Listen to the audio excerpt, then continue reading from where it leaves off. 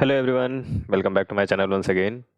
सो इस प्लेलिस्ट में हम लोग बात कर चुके हैं HTML के बारे में एंड ये वीडियो जो है इस प्लेलिस्ट का सेकंड वीडियो होने जा रहा है एंड यहाँ पे हम लोग बात करेंगे HTML कंटेनर के बारे में। तो हम लोग इस वीडियो को थोड़ा सा लाइट रखेंगे, ठीक है। पहले तो कंटेनर क्या होता है एंड क्या इसकी यूजेज हैं, कितने टाइप्स के होते हैं, उस टाइप्स में कौन कौन से कंटेनर आते हैं, बेसिकली वो सब चीज़ों को हम इस वीडियो में डिस्कस कर लेंगे। एंड नेक्स्ट वीडियो से होने वाला है एक ही कंटेनर को हम लोग फिर स्टडी करेंगे डिफरेंटली, ठीक है।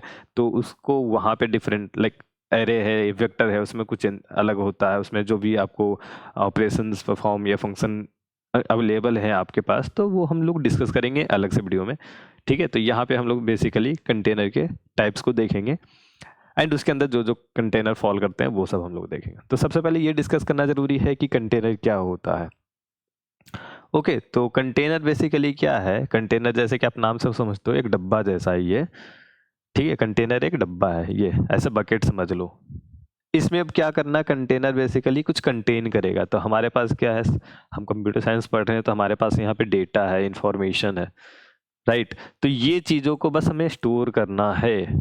अब हर एक कंटेनर का हर कुछ अपना ही लिमिटेड होगा। लाइक आप देख सकते हैं कि अगर जैसे आप सोचो कि आप कॉपी कलम को रखते हो, तो एक रेक जो है, जैसे आपका सेल्फ होगा, वहाँ पे हम लोग रखते हैं, ठीक है। बाल्टी में हम लोग पानी रखते हैं, गिलास में पानी रखते हैं, मग में पानी रखते हैं। अब उसको उल्टा हम नहीं कर सकते, हम गिलास में किताब को नहीं रख सकते, समझ रहे हो। मतलब वो थोड़ा सा निजुअल होगा, और ये दूसरे चीज़ों को से कंपेयर करके देखोगे तो इस तरीके से यहाँ भी हमारे पास जो कंटेनर है, यहाँ पे रिस्ट्रिक्शन है। अगर आपने container let suppose array choose किया, तो वो मैप जैसा परफॉर्म नहीं करेगा, राइट, ठीक है। अगर आपने मैप चूज किया है, क्यू चूज किया है, तो वो आपको एरे जैसा फॉर्म नहीं करने वाला, वो वेक्टर जैसा आपको एक्ट नहीं करने वाला। तो सबके अपने अपने रिस्ट्रिक्शन है, सबके अपने अपने फंक्शनलिटी है, एडवांटेज डिसएडवांटेज सबके साथ है। सबकी अपनी अपनी कॉम्प्लेक्सिटी होगी, ठीक है। तो जो भी हम लोग सीपी में डिस्कस करते हैं वही चीज़ है। यहाँ पे कॉम्प्लेक्सिटी सबकी अलग अलग होगी, सर्चिंग के लिए अलग, जब आप इंसर्ट कर रहे हो, ठीक है, उसमें अलग होगा।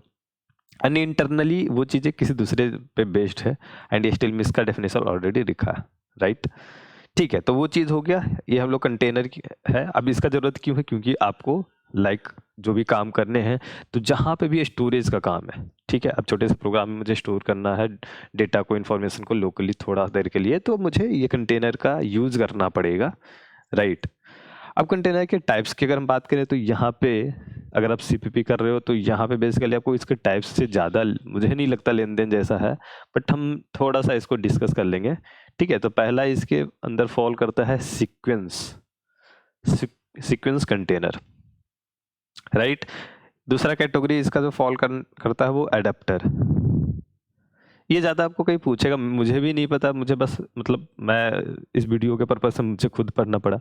बट हाँ, इसके अंदर जो कैटेगरी फॉल करते हैं वो सब के बारे में आपको पता होना चाहिए, और वो मुझे भी पता था, ठीक है। तो ये टाइप ज़्यादा मतलब वो चीज़ आपको नहीं रखता है, ठीक है। ये आपको ज़्यादा कुछ ऐसा पूछने जैसा नहीं है, एसोसिएटिव है। एंड यहाँ पे आपको आता है अनऑर्डर्ड एसोसिएटिव, ठीक है। ये मुझे टाइप चारों पहले बिल्कुल नहीं पता था, जस्ट अभी पता चला।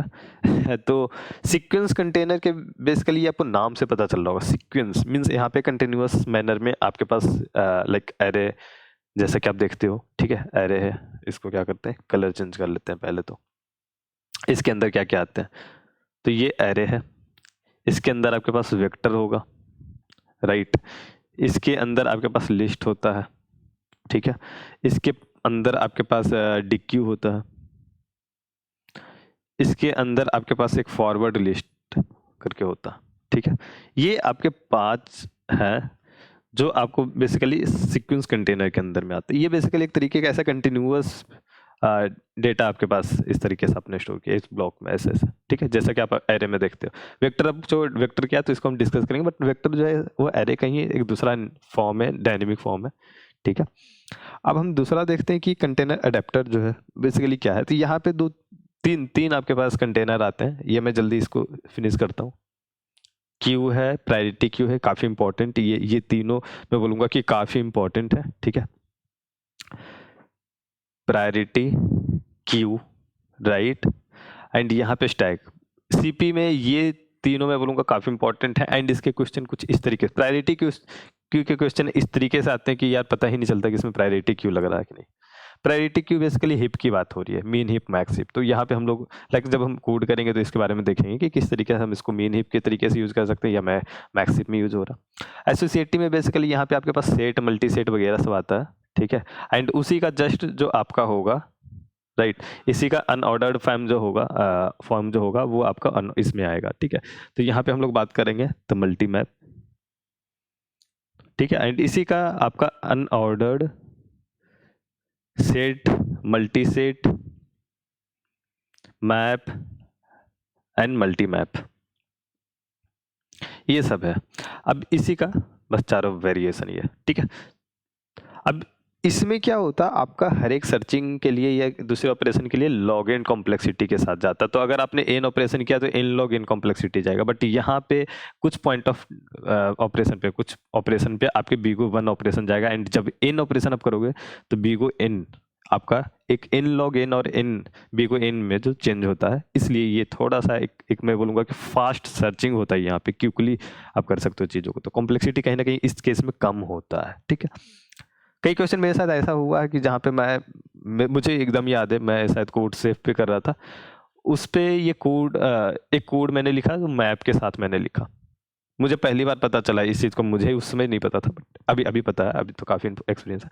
तो ये मैप के से मैंने कोड लिखा। अब ये इंटरनली इन ऑपरेशन के लिए इन लॉग इन ले रहा टाइम, ठीक है। इन टाइम मुझे चेक करना इन लॉग इन, जबकि जैसे ही उस मैप के आगे अनऑर्डर्ड मैप मैंने किया, अब इन टाइम पे क्या हो गया, बीगो इन, कॉम्प्लेक्सिटी डिफरेंस हुई और वो सॉल्यूशन एक्सेप्ट हो गया। पूरा लॉजिक सब कुछ सही है, उस कोड में बस थोड़ा सा चेंज करना है और आपका एक्सेप्ट हो जाएगा। तो इसलिए मैं बोलता हूँ कि कंटेनर का, हर एक कंटेनर का ब्रीफ आपको रहना चाहिए कि इसमें क्या है, नहीं है, किस तरह की कॉम्प्लेक्सिटी है, क्या ऑपरेशन आपके परफॉर्म करने हैं, ठीक है।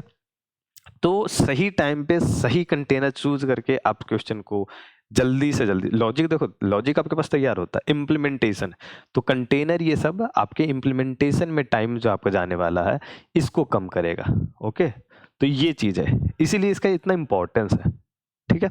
देखो आप पूरे हीप को इम्प्लीमेंट करने बैठे बहुत टाइम लगेगा। आपने सिंपल प्रायोरिटी क्यू लिखा और सिंपल इतना लिखा, आप इतना सा कोड लिखोगे एक लाइन का, हीप आपका तैयार है। पुश करना आपके पास dot push, dot delete, erase, जो भी आपके पास ऑपरेशन परफॉर्म करने के लिए है, तो आप सिंपली कर सकते हैं। वरना क्या होगा, आप हिप को पूरा डिराइव खुद लिखोगे कोड, उसके हर एक ऑपरेशन के लिए फिर से कोड लिखोगे, वो चीज़ आपको करना है तो आपको फिर 2-3 घंटे लगेंगे। और ये चीज़ ऑलरेडी किया है तो कि काम को करना मतलब ऐसा कुछ है नहीं। तो पूरा कॉन्टेस्ट आप देते बैठ जाओगे, आपसे वो एक क्वेश्चन भी नहीं हो पाएगा फिर तो इसलिए इसका इंपॉर्टेंस है। एंड ये क्योंकि बेस्ट कॉम्प्लेक्सिटी के साथ लिखा, ठीक है। आई होप कि आप इससे ज़्यादा बेस्ट तो नहीं कर सकते, ये चैलेंज है, इससे ज़्यादा बढ़िया आप नहीं कर पाओगे, ये है। तो बस आपको बस सिंपली यूज़ करना है, पढ़ना है इसको, ठीक है। तो इस वीडियो में हम लोग इतना ही डिस्कस करते हैं। एंड नेक्स्ट वीडियो से मैं शुरू करने जा रहा हूँ, पहले एरे को डिस्कस करेंगे, फिर वेक्टर एंड सब सीक्वेंस वाइज शुरू होगा, राइट। क्वेश्चन भी हम लोग देखेंगे, कहीं कहीं पे खोजना थोड़ा सा मुश्किल होगा, बट मैं ट्राई करूंगा। एंड इस वीडियो में इतना ही रखते हैं, ठीक है। चैनल पे बने रहना, इस प्लेलिस्ट को फॉलो करना, ठीक है। चैनल पे सब्सक्राइब अगर नहीं की हो तो सब्सक्राइब कर लो जल्दी से, एंड सेव कर लो इस प्लेलिस्ट को, काफ़ी यूज़फुल होने वाला है। सीपी जो भी कर रहे हो उनके लिए बहुत ज़्यादा यूज़फुल होगा। चलते हैं, तो मिलते हैं अगली वीडियो में एरे के साथ। Bye bye.